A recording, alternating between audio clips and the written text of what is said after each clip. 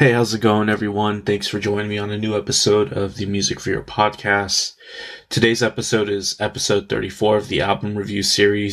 And today we're covering the latest album by 21 Savage and producer Metro Boomin, titled Savage Mode 2, released on October 2nd.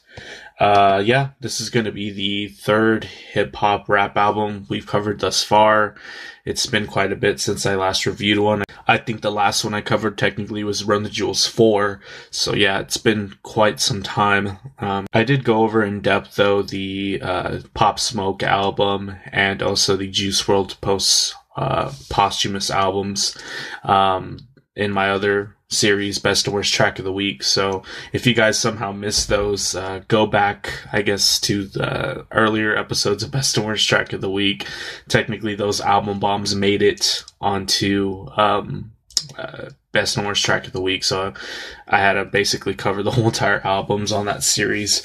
But anyways, that's kind of why I'm doing Savage Mode 2. I was intrigued by it to begin with, but I kind of have to do it at this point, and it's just time. So before we get started, I just want to let everyone know that a new episode of the Music Review podcast featuring Ohms by Deftones, that album review is out too, in case you missed it.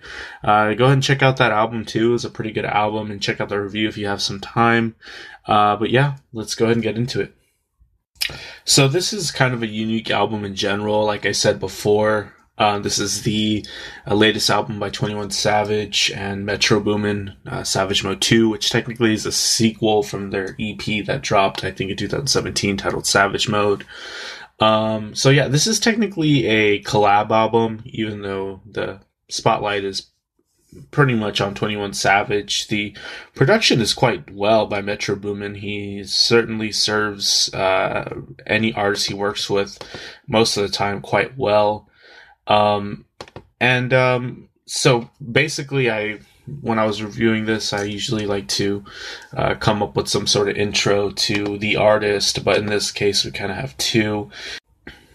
And just to quickly cover Metro Boomin, he is an American record producer, record executive, and songwriter.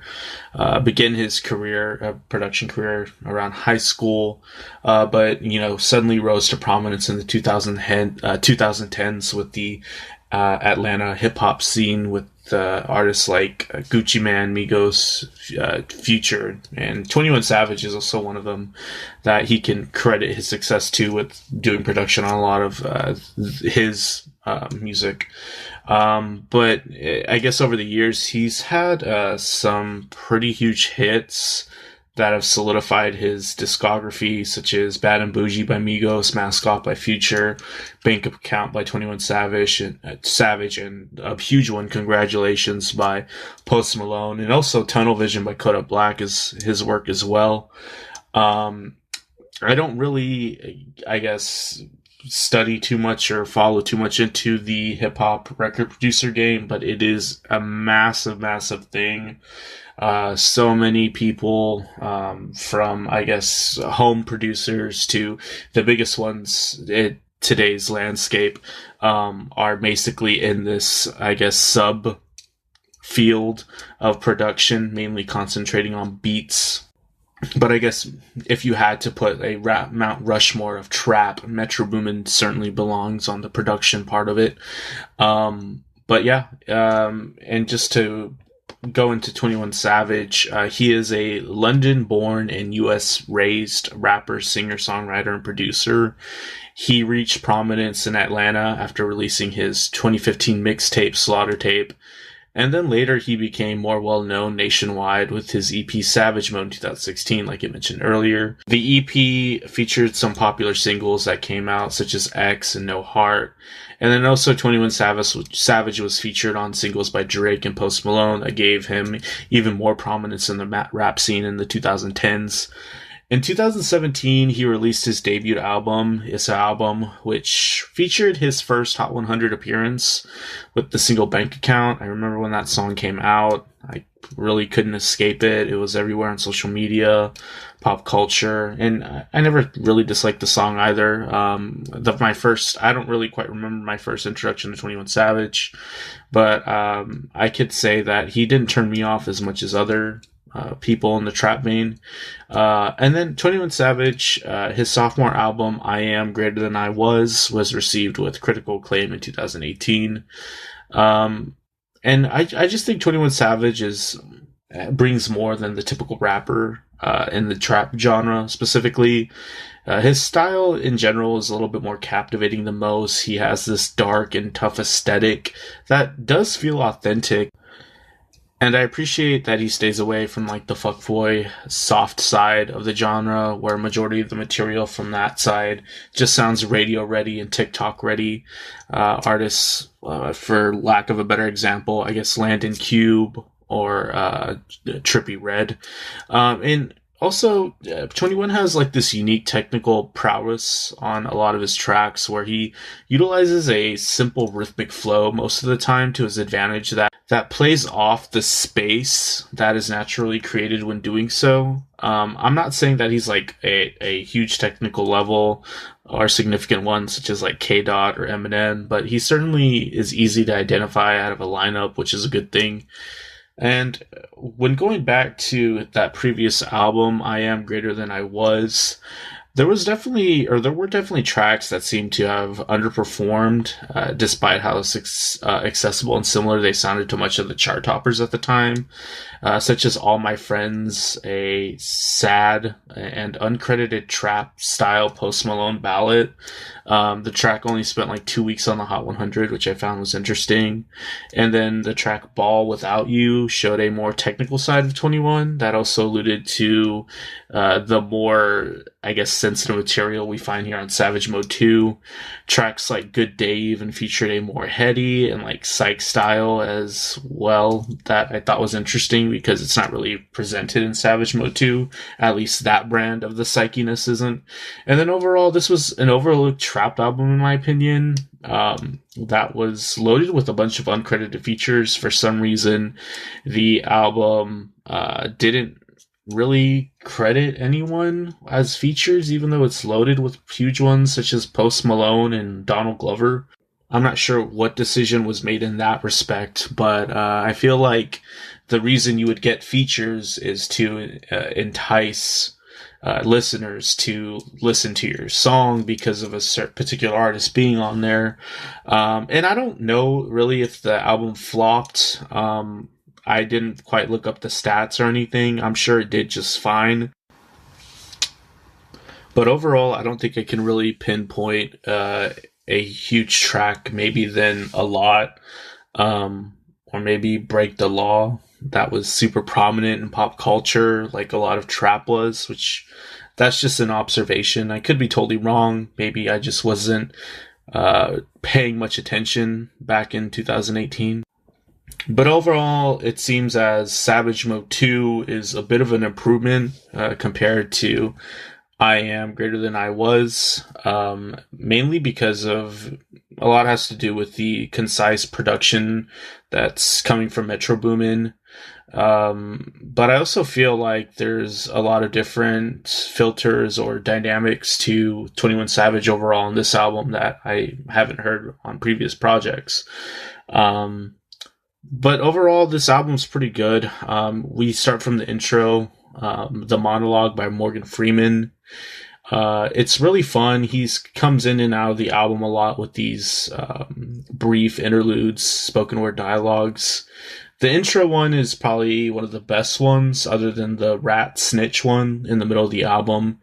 It feels movie trailer-like. There's a very dramatic introduction with this happening. And honestly, until I actually looked into it, I was suspicious that it sounded like Morgan Freeman, but obviously I was like, nah, why would Morgan Freeman jump on this? He's Hollywood. He's Hollywood, hierarchy. He's above this, but yeah, he did this, which I thought was pretty cool.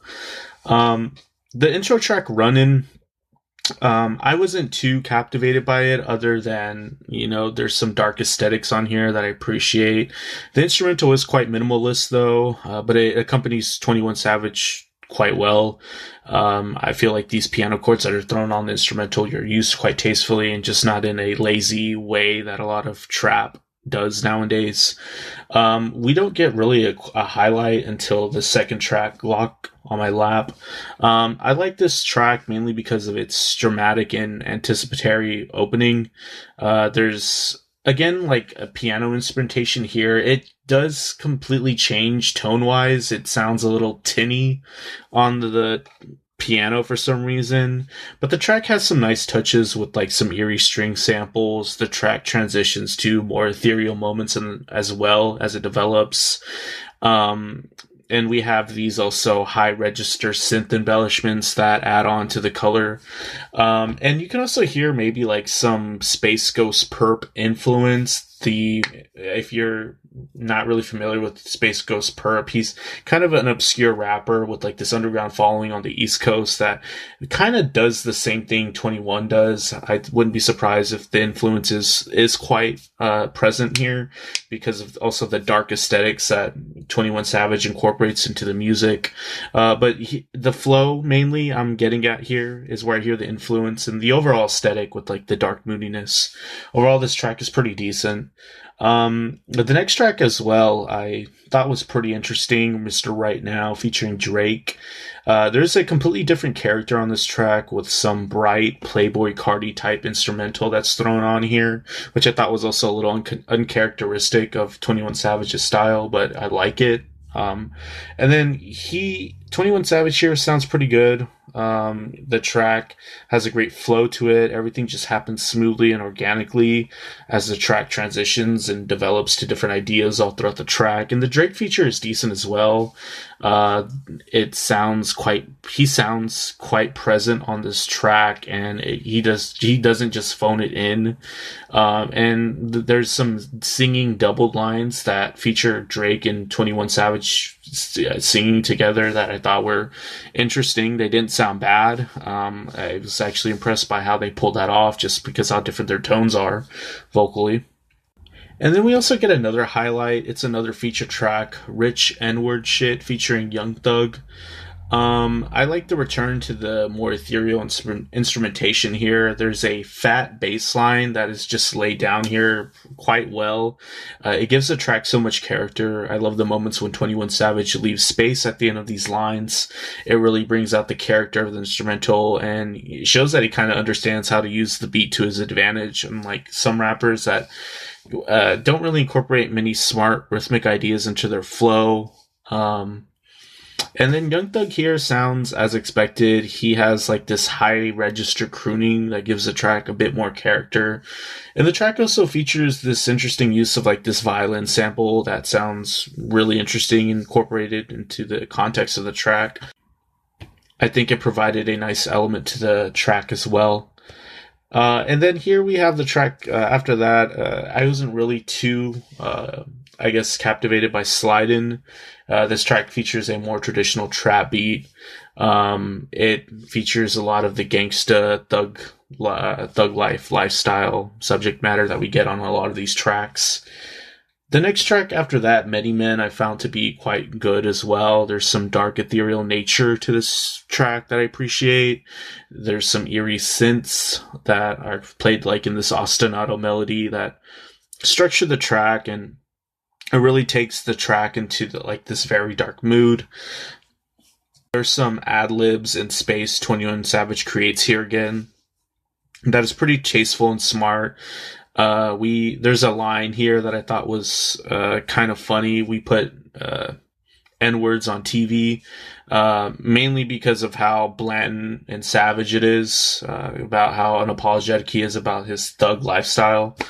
For that reason, I don't think the line is that funny. It was just like, it's that level of unapologeticness. And then again, it brings out the non-soft nature to his lyrics, and it appears that he just doesn't really hold out in terms of like what he's trying to say. He will be that savage, like in his name. It's very sinister and evil, and it's brought out quite well. And then here we get after that, the Snitches and Rats featuring Young Nudie. There's a really cool interlude here right before the track. where Morgan Freeman ends saying, "At least a snitch is a human, a rat is a fucking rat." He goes into the explanation of, what between these two terms, what's the difference. Mainly a snitch is someone that is in it for themselves, but a rat betrays his friends and family. The track overall didn't quite lead up to the anticipation that I was, like what I was expecting after that monologue. It was probably one of the lower points on this track. It features a very active drum track, lots of fills going on, but I wasn't really impressed by much of the actual material that 21 or Young Nudy did. And then after that, we have My Dog 2. I didn't really find this to be that interesting. There's also some, but mainly it features like some auto-tune, Travis Scott-esque parts, and then also more thug life, hard knock subject matter type stuff. The next track, Steppin' on N-Words, was another track I found to be pretty interesting. There's a huge 90s flavor overall on this, from 21 Savage's flow to the instrumental that has diverged from the typical trap aesthetics. There's some interesting cheap brass synths that are going on here, and they create these moments that have melody that grows and crescendos once they're introduced. It kind of gives me the quirkiness vibe of a Gorillaz track. And then the track also ends on a very cool record scratch solo thing that I thought was also very characteristic of the 90s. The next track I found to be pretty cool as well, Brand New Draco. It's kind of a ode to his favorite gun, it appears. There's some interesting high-pitched sounding synth track thrown in the track. The track's instrumental is heavily synth-reliant, and it creates like this huge ambient sense. The hook here is decent as well. Features like a very spacey flow from 21 Savage. It's a pretty minimalist and loopy instrumental overall. But I found that 21 Savage saved the track with being very captivating and even almost uncharacteristic. Especially towards the end, he has a bit of like an E40 flow influence thing going on. The track after that, No Op Left Behind, I didn't really find to be that captivating either. More of this gangbanging subject matter, something that you'd expect from him. But then we get to, an interesting track after that, R.I.P. Love. The track presents a more down-tempo instrumental with a more sensitive nature to it. There's this haziness on the instrumental that I love as well. There's a nice backdrop for 21 just to rap over. And it actually talks a lot about his hurt and vulnerabilities here, which I thought was a great change of dynamics. It's, especially that it strays away from that thug life subject matter. The hook here is one of the best on the albums as well. It's full of ad-libs, and 21's ability to create space in his flow and have that effect with the instrumental, it really shows. And then basically we're towards the end of the album. The last track, Said and Done, was interesting, but I didn't find it to be that much of a highlight either. It has the instrumental I found to be interesting mainly because of its crystally 80s sounding keyboard melody that structures this track with a very bright color. And it's lighthearted overall. There's a decent hook with some melodic nature to it. It's not a bad track. I just didn't find it to be, on the level of my favorite tracks on this album. But, I was pleasantly surprised by this project. I thought Metro Boomin did his thing. He provided the best possible, instrumentals and beats for Savage, or 21 Savage, to just do his thing on.